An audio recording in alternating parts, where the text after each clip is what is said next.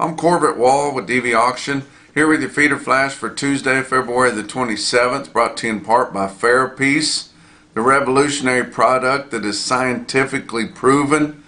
Guys, we talk about it all the time, and I'm sure you've seen the videos that tell about it, but tell you what, you don't have to poke another hole in those calves. It's a topical product. You squirt it over their pole and over their muzzle.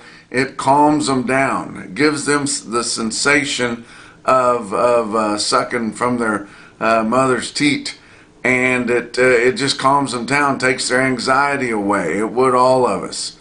But cattle are so much better off when they're less stressed, and when it's taking the stress away from them. Anything you do with them, weaning, moving cattle, anything that you're doing is easier when they're not as stressed. For more information, go to fairpiece.com. Also, Beaver County Stockyards in Beaver, Oklahoma. Big sale for them. 6,000 head there in no man's land, eastern Oklahoma panhandle. And I talked to Lane Conkle on Monday evening there, and he said they're going to have a light run of calves, 500 to 800 head of calves. They'll be mostly lighter weights, 300 to 600 pound calves, and they'll pretty much all be weaned. But they're going to have 5,000 yearlings. You have to drive a long ways to see 5,000 yearlings. And he said a couple of thousand of them will be grazing type yearlings. Some calf weight yearlings, some lighter cattle with a lot of condition. If you've got some graze out wheat to turn them out on, or you're warming some cattle up for grass or whatever, a lot of grazing yearlings there, 2,000 of them. Of the other yearlings there, about 1,000 head of feeder steers in load lots weighing from 700 to 900 pounds, and about 1,000 feeder heifers in load lots weighing from 600 to 800 pounds. But a really, really spectacular offering there at Beaver County Stockyards. You can view and bid that sale at DVAuction.com on Wednesday. Don't forget they've moved their cow sale to Wednesday now. 500 to 700 head of cows on Wednesday. Going to have some top quality Charolais pairs there. Actually, a friend of mine's got those in there, and they are really nice. But check out the feeder sale on Tuesday, Beaver County Stockyards, and then the cow sale on Wednesday. Impressive market pulls cattle off wheat. Now, typically a wheat grazing season would last up until March the 15th. And that's just the time that most everybody agrees. If you're going to make a crop out of that wheat, if you get the cattle off by March the 15th, it really doesn't hurt the harvest at all. And the wheat will come back just as strong, and you can make a wheat crop out of that. Now, if you're going to graze that wheat on past March the 15th, then you're going to graze it on out. And a lot of times with cheap wheat and not the greatest of yields, you can make just as much money leasing the wheat out to graze it out as you can trying to make a crop. Then you got to get into all the expense of harvesting it and all that. But this impressive market here over the last several weeks and basically all calendar year here is pulling cattle off the wheat, and the wheat is the best now that it's been all year. So you see a pretty good little bit of wheat grazing there as soon as you turn them out there in November.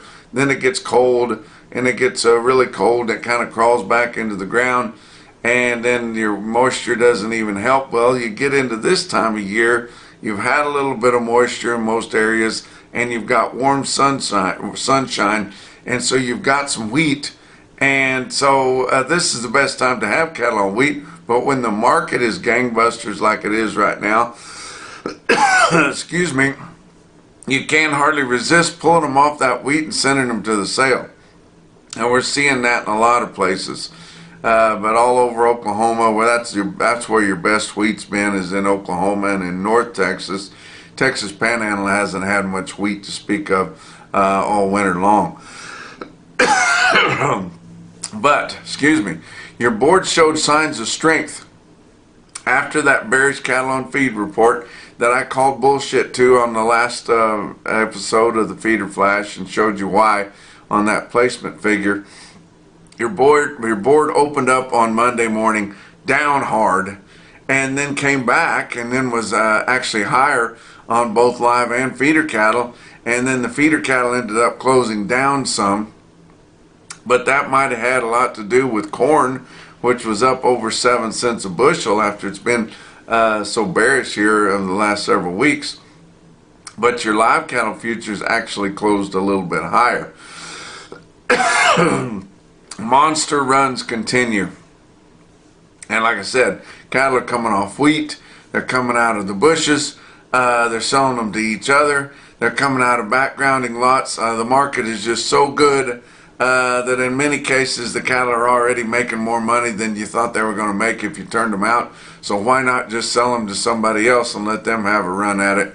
But as we're looking at that, if you thought that the January placements were a shock, and they were with what they actually come in, and I think it was totally missed by NAS, and I showed you why. I mean, we had 1 week there that our feeder cattle receipts were down more than what they were down on the cattle on feed report. Not to mention the whole month, which was down 3 times that much. But it's just ridiculous there. But if you thought the January placements were a shock, wait till February. Oh my gosh. We have seen record runs in Joplin 2 weeks in a row. We've seen big runs in Oklahoma City, big runs in El Reno, big runs in sale barns all over the country. People take cattle to the sale when the market's really, really good and when it's really, really bad. Well, it's really, really good right now.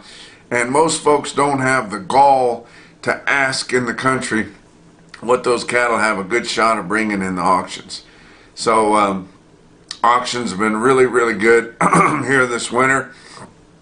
Some news that come out of Washington, D.C. John Tester, he's the champion for agriculture out of Montana, senator there. Mike Rounds out of South Dakota, same in his state. They introduced a bill, CRA, Congressional Review Act. I guess it's not a bill, it's a Congressional Review Act to reinstate the ban on Paraguay beef imports. Now, I mentioned that late last week. We need to get that. I think they will probably get this done. I think they will probably get the Paraguay beef imports ban reinstated. Like I said, it was kind of a back scratch deal. The reason that we're taking that anyway, Paraguay is a third world country. They cannot get anywhere close to the safety and the health of the beef in this country or some of the other countries that we do take beef imports from, and we shouldn't be taking it from. They have a history of foot and mouth disease that would be devastating in this country. We do not need that, so let's hope we get this pushed through. Let's talk about your board on Monday. To start the week, February live cattle futures up 12 cents at 185.72. April up 20 at 188.10. Your back months were unchanged to up 57 cents. So, and it shouldn't, but the cattle on feed report did not affect your live cattle futures. It could have affected them, you know, down the line a ways, but they didn't. Feeder cattle, yes, it will have an effect on that, but they were down big, came back up higher, and then closed down. And I think that might have had as much to do with the corn as it did the cattle on feed report. But March feeder cattle down 152 at 253.05. April down 107 at 258.90. Back months down 50 cents to down 147. March corn up 7 1/4 cents at 407. Didn't like dipping down into the $3 bushel range. March beans up 3 cents at 11.36. March Kansas City hard red winter wheat up 15 cents at 5.83 3/4. Your weighted average on last week's negotiated fed cattle trade out of your 5-area feeding region totaled 57,400. That's not near as many as the previous week of 69,500, and not as many as the same week a year ago, 64,300. Live sales of fat steers and heifers in the 5-area range from 180 to 185. The weighted average of 182.95. That was $2.60 higher than the previous week's weighted average on live sales. That's significantly higher. Dress market 283 to 294 in the 5 areas. Weighted average on dress steers 291.61, up a smooth $5 compared to the previous week's weighted average. You never see it that much higher. So good week of trade as a whole. The Southern Plains was $3 higher at 183. Northern Plains $2 to $4 higher from 182 to 184, and 5 to 7 higher dress from 290 to 292. Nationwide last week negotiated, we sold 72,900 head compared to 88,300 the previous week and 81,100 the same week a year ago. Of the 72,900, only about 9% of those were for the 15 to 30 day delivery. That's going to keep packers kind of hand to mouth here. Negotiated grid trades last week, 32,500. Forward contracting continues to be brisk as we're on an up market, 54,800 last week, and formula sales 247,800 head. That's why we don't have much price discovery until Friday. But of the 4 out of the 5 feeding areas that we get information from, Iowa sold 17,600 negotiated cattle last week. Not bad for them. Nebraska 22,100. That'd be close to normal for them. Kansas had a big movement, 12,400 negotiated. In Texas, only 5,300. Your Fed Cattle Exchange, they were active in the market last week. They had 2 sales on Friday, one at 10 o'clock and one at 3 o'clock. They can throw those online sales anytime they want to. On the 3 o'clock sale Friday afternoon, after the cattle on feed report come out, we saw our best price there. Beef on dairy cattle, 184.75 bid the grid. That was pretty impressive, and they saw several bids on their commodity fat cattle at 183, but they had reserves higher than that. Box beef cutout values were higher on Monday.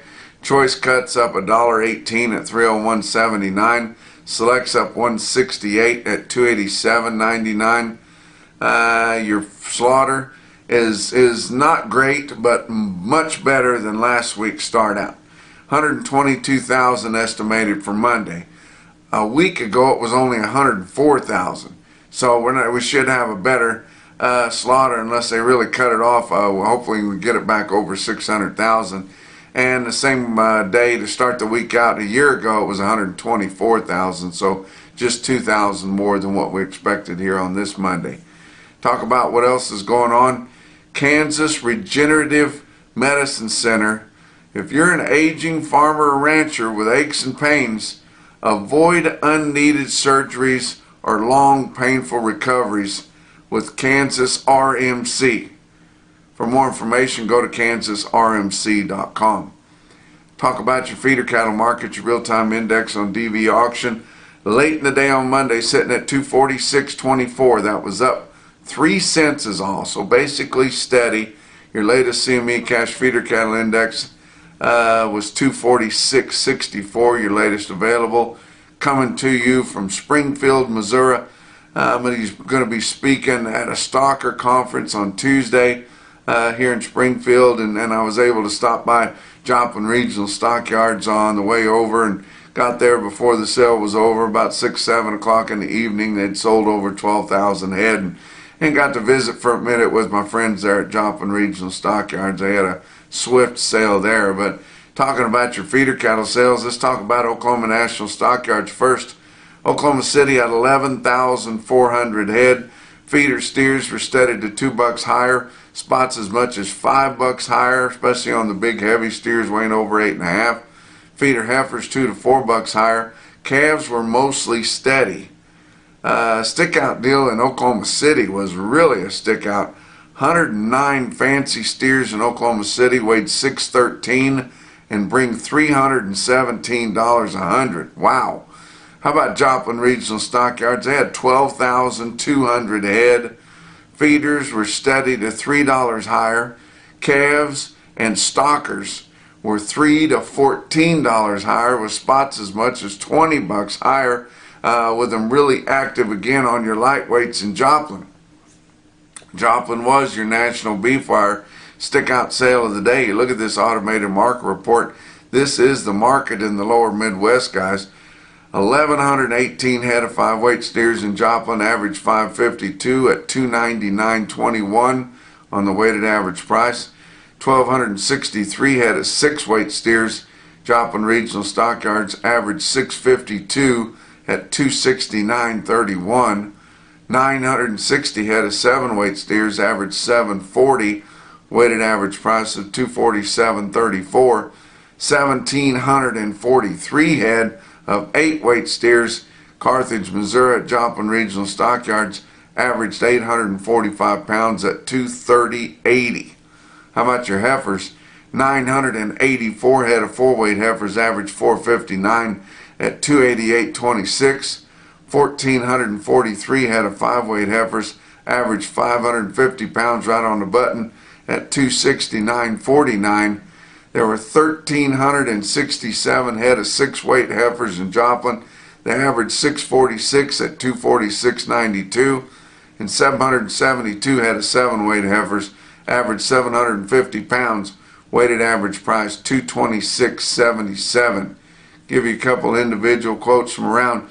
How about Aberdeen livestock sales in Aberdeen, South Dakota? They sell 80 steers weighed 716 at 284.25. But the most impressive quote that I saw anywhere on Monday, in your Macrocin, no BS, top quote for the day, come out of West Point Livestock Auction in West Point, Nebraska. My friend John Shaven keeps me abreast of what's going on there. He told me about 67 steers weighed 856 at 252.75. And that's your feeder flash for Tuesday.